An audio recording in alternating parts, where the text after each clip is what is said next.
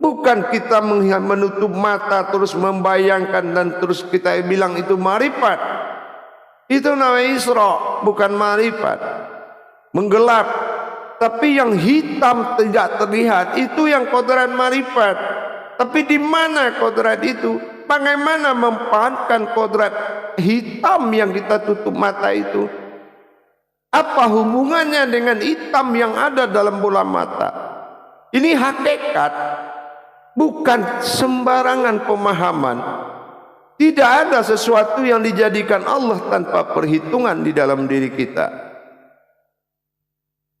Tidak ada jemaah. Semua sudah dalam perhitungan Allah. Ya, itu pertama kendalanya. Suatu persoalan yang membuat susah menerima kaji atau menjalankan. Kenapa? Tidak memakai makom marifat itu. Nah, yang kedua adalah kesulitan pada sifat mentajalikan. Yaitu adalah gangguannya adalah kodrat. Aras, yaitu bagi kodrat yang mengamalkan. Karena kita selalu membesarkan yang diamalkan melebihi besarnya yang mengamalkan. Ini sudah terbalik. Ya. Kadang-kadang contohnya apa?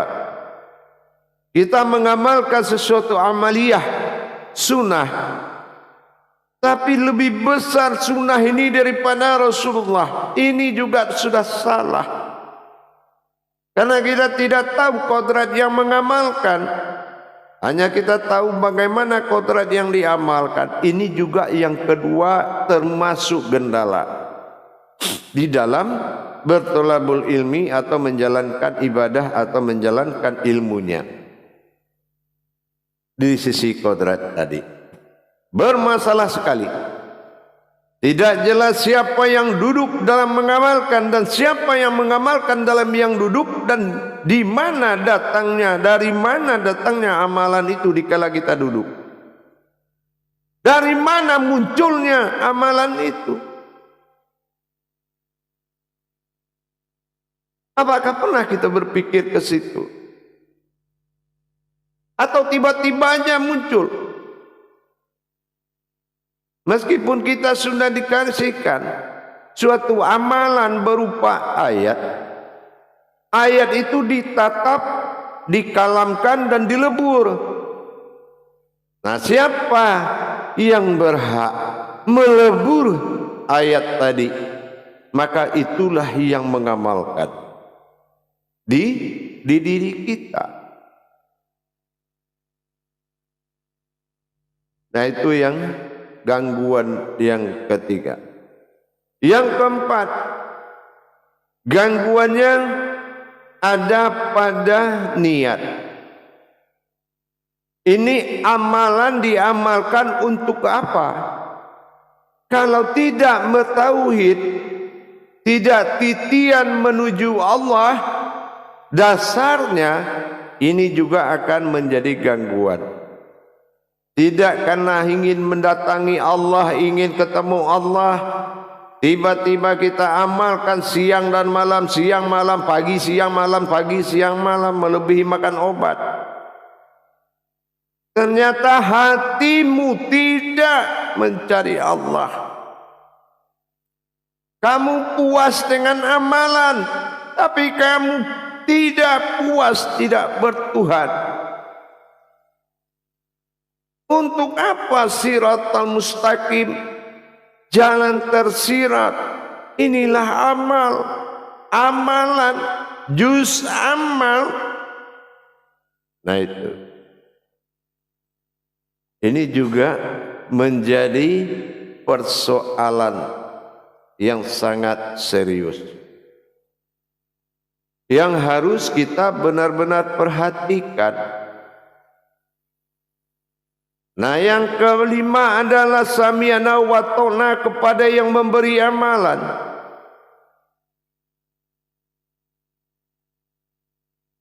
Ridho itu datangnya dari mana? Ya, Allah berikan, limpahkan. Berkah itu dari mana? dari seorang amanatullah wal amanullah wal auliya wa ulama.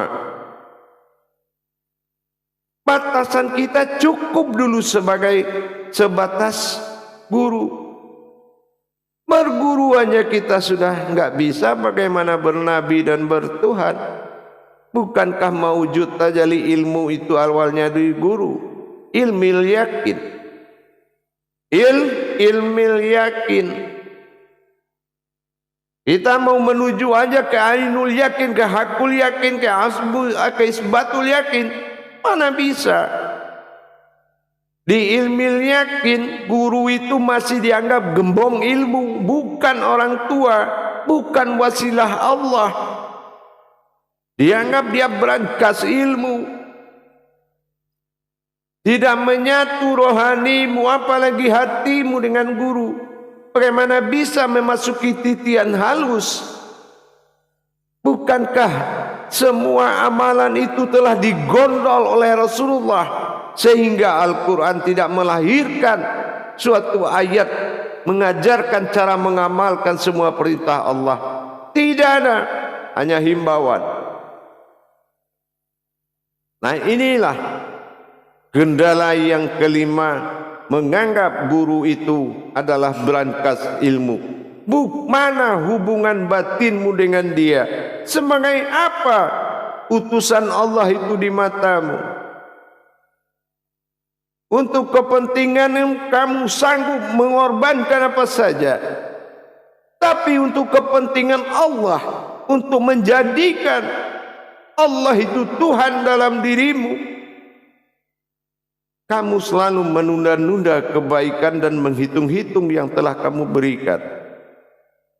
Bagaimana bisa watak dan jiwa itu dibawa di dalam makom tauhid? Tauhid ini kaji Tuhan, kaji diri. Awal diri adalah Tuhan. Awalul wajibin alal insani huwa ma'rifatul illahi bi istighani. Awal pertama yang wajib kau keyakini adalah Tuhanmu dengan sesungguh-sungguhnya. Karena itulah awal dirimu. Awaludin ma'rifatullah. Kalau awal agama baru mengenal Allah. Batasannya asma, nama. Karena zat paling takut dengan nama. Kalau zat sudah diberi nama Allah, maka dia menjadi kerangka wujud. Maka Allah larang, wa tafaraku fil izzat. Jangan kamu tafakur kepada zat. Wa ta'ala tafaraku fil sifatun. Maka tafakur kepada sifatku. Nah, itu dia. Yang keenam adalah adab. Adab di dalam menjalankan semua amanah Allah yang dipelajari, baik dari mursyid manapun. Jangan kamu porak-porandakan dengan caramu, tapi laksanakan dengan apa amanah yang kita terima. Dengan itulah, dengan cara begitulah kita menjalankan amanah tersebut. Bukan kita menjalankan dengan segala cara atau dengan caranya. Jangan cari jalan yang enak, tapi bertahanlah di jalan kebaikan yang diamanahkan kepada kita. Jamaah yang dirahmati Allah rahimakumullah. Kalau kita merasa kesulitan, jangan katakan kaji itu tinggi. Kalau kita merasa mudah bagi kita, jangan kamu katakan kajian itu rendah. Jangan kamu pakai istilah nenek moyangmu dalam beribadah kepada Allah. Jangan kamu singgah memiliki pemahaman-pemahaman keturunan. Tapi berdirilah kepada ketentuan. Apa ketentuan adabnya? Seperti itu yang harus kita jalankan. Jangan merubah-rubah adab-adabnya. Kalian gugur belajar bukan karena kesulitan ilmu, bukan karena kesulitan agama. Allah tidak pernah menzalim umatnya. Cuma kalian memiliki kesulitan dalam belajar. Kenapa? Karena akalnya sudah menguasai rohaninya. Disitulah makanya kemampuan rohani itu tidak berjalan, karena akal sudah dalam memandu rohani. Ini sudah salah. Kalau rohani sudah kalau akal sudah di depan, susah. Nah, yang keenam, syarat kita bisa belajar itu, yaitu hidarayatul fikri wa ihyadaratul iradah. Bebaskan tekanan kepikiranmu dan bebaskan dirimu dari tekanan batinmu.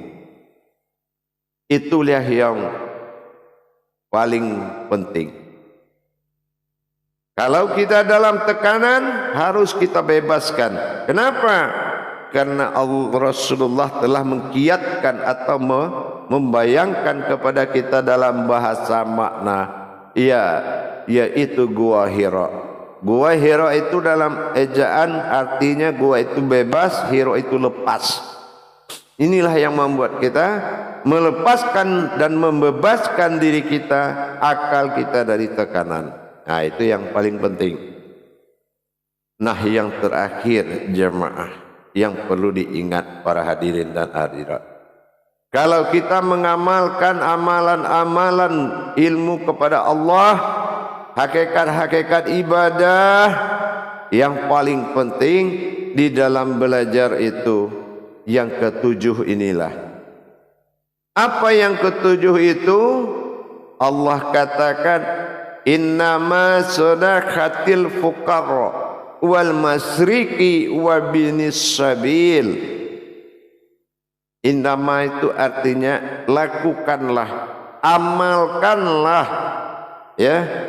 Nah, sadaqat itu artinya sungguh-sungguh, benar-benar sungguh-sungguh maknanya, benar-benar dilakukan dengan sungguh-sungguh. Tapi lil fuqara, caranya keluarlah kamu dari cara berpikirmu. Jangan cara berpikirmu yang mengolah sebuah kajian, tapi wal masriki betul-betul harus dipikirkan, tetapi bukan dengan caramu berpikir,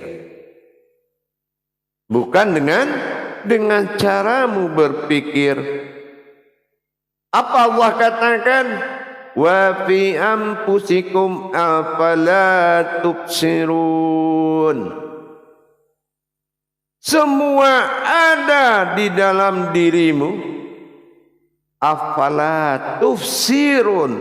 Kenapa tidak engkau pikirkan? Tafsirun. Tapi bukan dengan lil fuqara. Bukan dengan caramu berpikir, tapi apa yang disampaikan, apa yang diamanahkan, itu yang dipikirkan. Bukan kamu mengeluarkan caramu berpikir. Inilah apalagi kamu memaksakan temanmu untuk mengamalkan dengan caramu berpikir. Ini lebih hancur lagi. Untuk itu jamaah, betul-betullah kita laksanakan dengan baik sebagaimana yang telah diamanahkan. Kenapa? Kesulitan yang terbesar di dalam belajar itu bukanlah ilmunya, tetapi dirimu, itulah yang tersulit. Itulah yang mempersulit. Kesulitan besar itu adalah dirimu sendiri. Maksudnya apa? Kalau sudah tidak dirimu yang ada pada kamu, maka itulah kemudahan. Wa huwa ma'akum aina ma kuntum. Al-Hadid.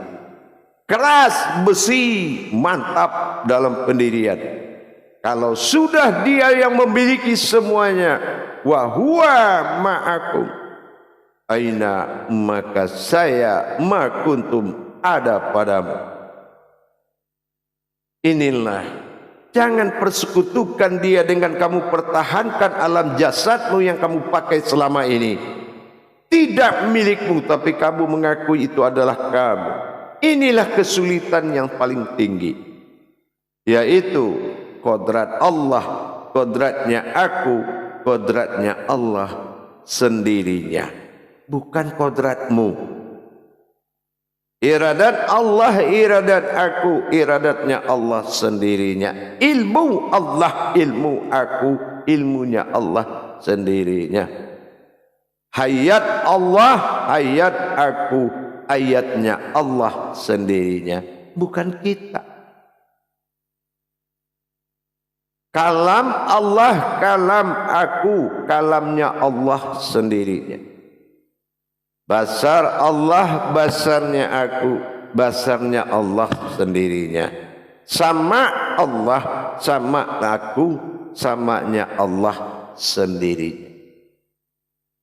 Terus di mana ada kita punya?